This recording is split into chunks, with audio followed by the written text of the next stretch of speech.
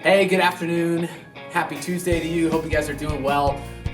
Great weekend we just got to have as we dove into the implications of the gospel and your kids. A topic that even as I was walking through the kids' corridor earlier, realizing, man, there's just no way we could fully take in or fully explore every aspect of our parenting. But hopefully you saw that it was not a how-to guide. It was not a step-by-step and do's and don'ts. It was just generally kind of the heart that we bring, and we got to take our heart or our cues from the one who is our Father and introduced as our Father through Christ. So a couple scenes I didn't mention, and even after the service got a piece of that from someone who actually came up and spoke to me afterwards. The scene where Jesus is baptized, and then the scene where there's the transfiguration of Jesus. And both of those, God, as the Father, kind of comes and puts a stamp of approval on Christ. So he says, this is my Son with whom I'm well pleased, or shows up later and speaks, and it's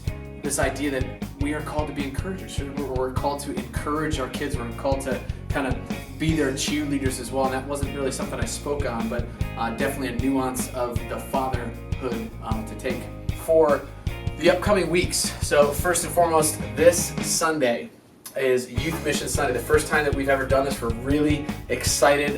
Teresa's been putting together just a lot of different stuff, and we'll have kids coming in to talk about the mission trips and just kind of basically just taking over the service, which is going to be a lot of fun, a lot of exciting. It's a chance for me to just to kind of take it all in, which is exciting, but we'll also have communion. Then in the weeks following that, we have Bryn Gillette is coming back. He's going to be doing the Beyond the Ruins presentation on Saturday night at 7 o'clock. And if you don't quite understand fully what this is, I'd say don't worry about it. Just show up. It is going to be incredible as Bryn, through his forum of paintings, there'll be 12 door-sized paintings that he's going to bring in and kind of walk us through. They will be there live for us to see and dialogue around all that stuff. As we as a church have a heart for Haiti, man, what he brings to the table and the dialogue and conversation we're able to have, just feel like it's going to really reinvigorate us. A thank you moment for a guy that really did a lot for me this past week, and that's my brother-in-law, Rob Cable. A lot of you guys know he does the lighting for us, but man, I had a couple personal things going on. My wife's out of town, we're closing on our house and all the different things. I just got back from vacation, and man, he just stepped in and just took on my kids basically and allowed me to do what I needed to do on Sunday morning to allow Sunday to be what it was. So just a huge thank you to him for just saying yes, being a guy that constantly goes above and beyond to just love those around him, and just a great example of that. So thank you, Rob.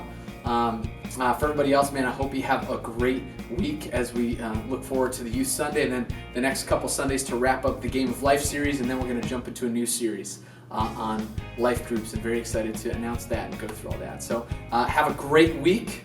God bless you, and I'll see you on Sunday.